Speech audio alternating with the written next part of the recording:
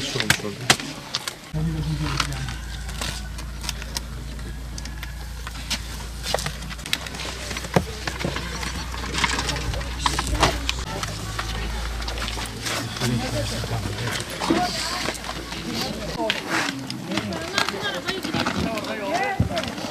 Uluslararası Avrupa Yetimeli Derneği bugün Doğu Makedonya'dayız. Ustumrica şehrinde Yeni Mahalle köyündeyiz. Burada gıda paketi dağıtımda bulunacağız inşallah. Hayırseverlerimiz, bu yardımda bulunan kardeşlerimiz Muhammed Bozukluhan ve Zeynep Bozukluhan'ın bugün gıda paketleri dağıtacağız. Allah onlardan razı olsun. Rabbim hayırlarını kabul etsin. Muhtaç ailelerimiz şu an buradalar. İnşallah biz de bu yapmış oldukları hayırları bu kardeşlerimize buradan dağıtacağız. Avrupa Yetimeli olarak biz bugün geldik. Pazar gününe kadar buradayız. İnşallah pazar gününe kadar çalışmalarımız devam edecek.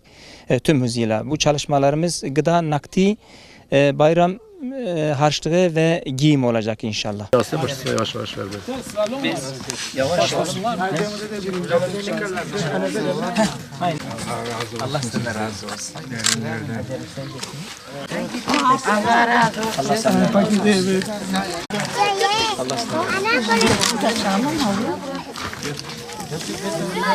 Hadi.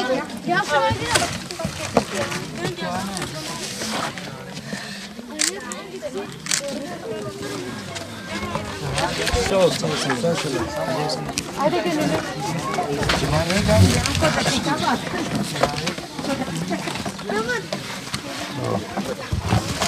Abi şu arkası devam etsin. Yardım etsin arkadaşlar.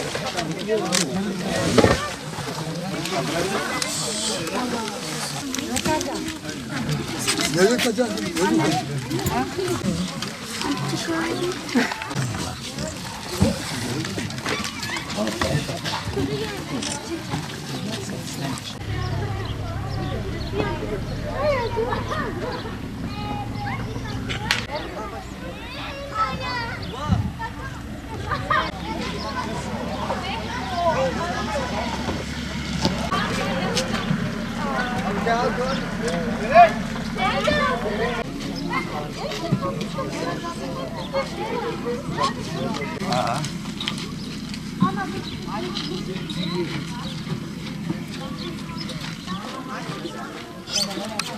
Mesela.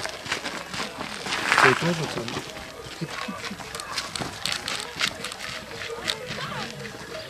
Abi neyi? Çok biliyorsun bacını gezer.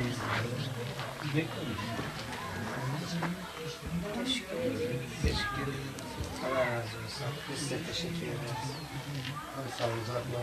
Allah'a emanet olun. Allah yardımcınız olsun. Teşekkür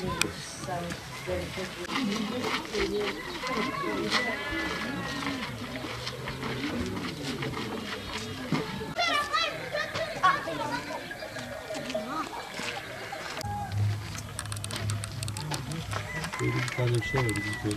Yetim bir tane. Onu da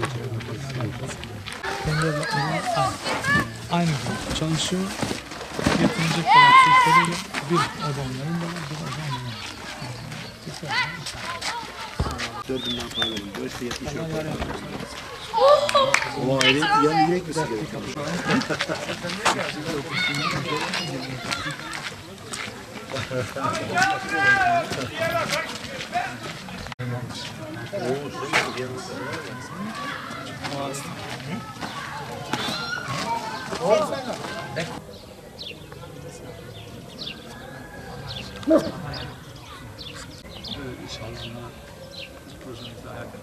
İnşallah. İnşallah. İnşallah. Allah razı olsun.